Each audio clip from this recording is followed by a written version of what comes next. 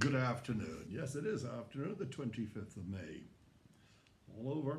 Another couple of days is going to be June. And my birthday happens to be in June.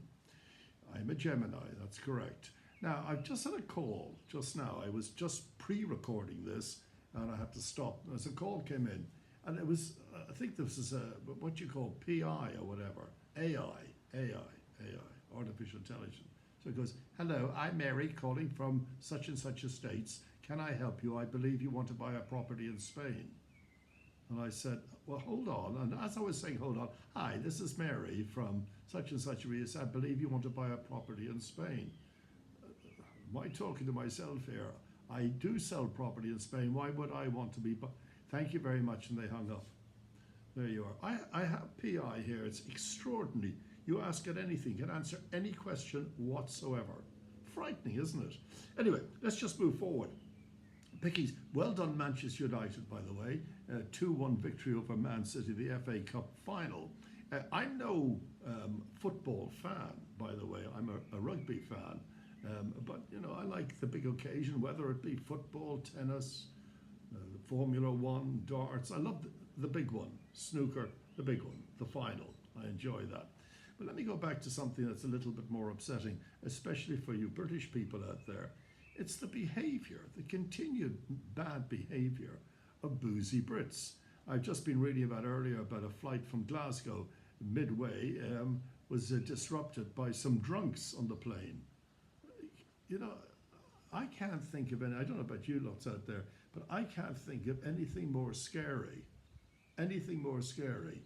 than watching or having to sit through a drunken brawl between passengers on a jet, in between wherever we were flying to. It doesn't matter where we're flying to, we're up in the air there, and everything is a danger. Honest to God, I think these people, is a mandatory fine of £5,000 and prison for, with no parole, 3 years, 5 years. Why not? How do you deter this? So if you're going to misbehave in a flight, surely you're endangering people on that flight. You're upsetting children on that flight. So just say, right, from now on, no excuse, misbehavior on a flight, drunken brawl, whatever it might be, is a mandatory £5,000 fine, not paid in installments. If you haven't got it, we will seize goods to the value of 5,000 and a minimum of 3 years in prison without parole. Now, honestly, why not? Why not? I mean, could you imagine being with your wife on a flight and your children, and this misbehavior by these thugs carries out because they're drunk? There is no excuse. Many years ago, I did an interview with someone. I can't remember her name. She was a hostess flying into Malaga, and there was this semi-drunk guy on the plane. She kept insisting that she take his bottle of whatever away from him, but he wouldn't give it. He went to the toilet then, and she told him he's not to smoke in there. He went in, he came out, there was smoke all over the place. But this is the horrible thing. When the plane arrived in Malaga Airport, he came behind her with the gin bottle and smashed it over her head. Thank God she wasn't killed. He spent some time here in prison. This must be about 15 years ago, or maybe more. But this misbehavior still carries on. It's a terrible blight on the Brits, I think. A terrible blight on the Brits. My phone's ringing again. On the Brits, they seemingly, alcohol, I'm not going to say, like every country in the world, I'm sure the Germans, French, Irish, I'm sure they all misbehave through alcohol. But it just seems to highlight the whole British thing here. Magaluf on the streets yesterday, hundreds, if not thousands, of drunks brawling on the streets, falling all over the place. What sort of image is that? Of stiff upper lip. It's a terrible image. I was reading also in the paper today, one of the local papers here, that the authorities in the UK have detained the guilty 2018 holidaymaker for failing to pay the agreed compensation to the Spanish victim's family. He had hit a guy in a bar in, I don't even know where the bar was, on the Costa del Sol, it says here.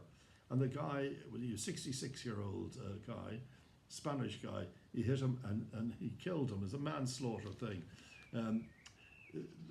The guy, he was tried in 2020. This was in 2018, so when it was assumed he was in prison here in Spain for 2 years, he acknowledged the facts and received a suspended 2-year prison sentence, as well as an agreeing to pay compensation of 183,500 euros to the victim's family.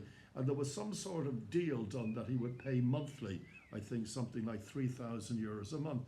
Well, he absconded and went away and went to England, never paid a penny, and he's now going to be,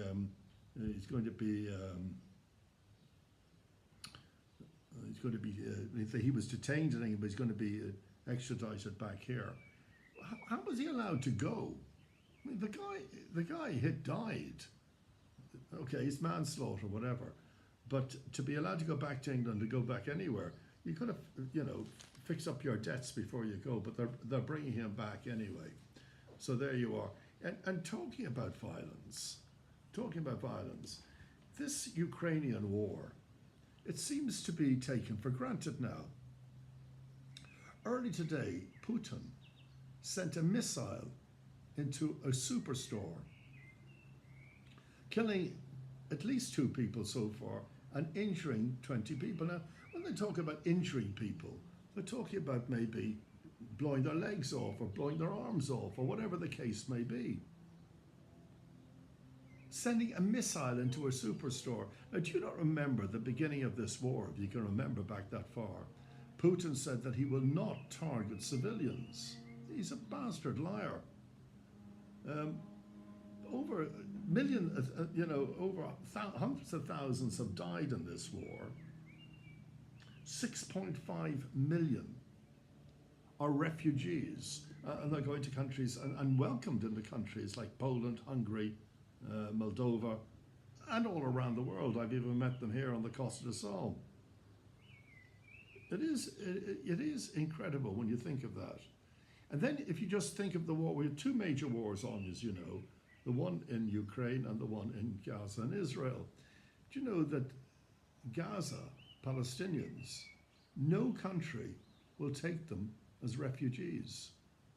And I'm talking about the neighboring countries, like Poland and Hungary and Moldova are doing for the Ukrainians, and taking them in was 6.5 million refugees from the war, sheltering them safe. These 6.5 million could have been women and children, most of them are. So why hasn't Egypt, why haven't any of the Arab countries bordering Gaza taken refugees? It's a mystery to me. The other mystery to me is, why aren't people demonstrating and parading with signs saying things like Putin, free Ukraine from Putin or from the Russians? I mean, this is mass murder. This is mass murder. And just before I let you go, what I don't understand is, how come the Ukrainians aren't bombing Russia? I think they sent a drone over once that hit one of the buildings, whatever building, and Putin losing his temper. It reminds me, like, if he was Irish, for example, he'd be saying, Jesus, what are you bombing me for? Now, it's okay, I'm bombing you, but what are you bombing me for?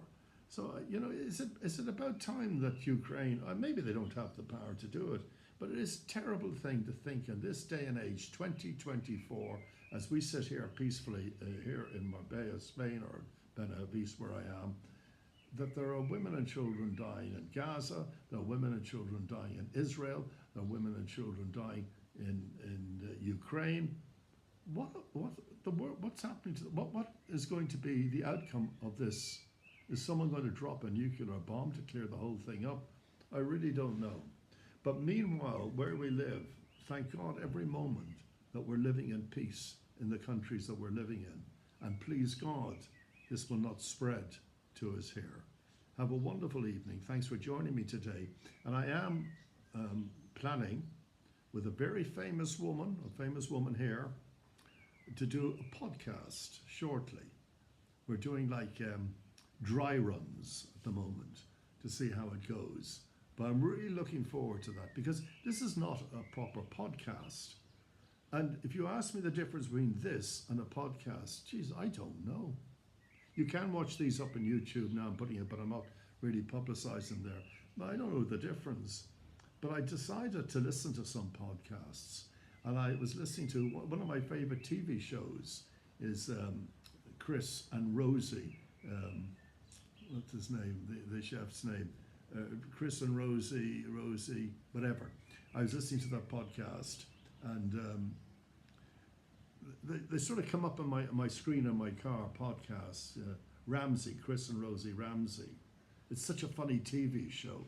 That podcast, I don't know. It's based on their sexual life as husband and wife more than anything else.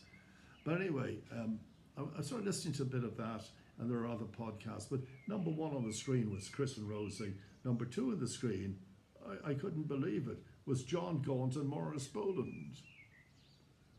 So I listened to that podcast because John Gaunt is possibly one of my favorite. And by the way, he's back on with his podcast now. He'd suffered a terrible year of illness, and he's back on now with a podcast. So please listen. John is one of the best broadcasters there are. But I did listen to the bit of myself and John Gaunt, and what it was 2021, I think it was, when we had lockdown, and he wanted to know how Spain was dealing with lockdown. That was it. So anyway, go on, have a great evening, where I suppose you're going out Saturdays for you know what, getting out and partying or what have you. Have a wonderful evening, and I will see you shortly here on, well, at my home. See you then.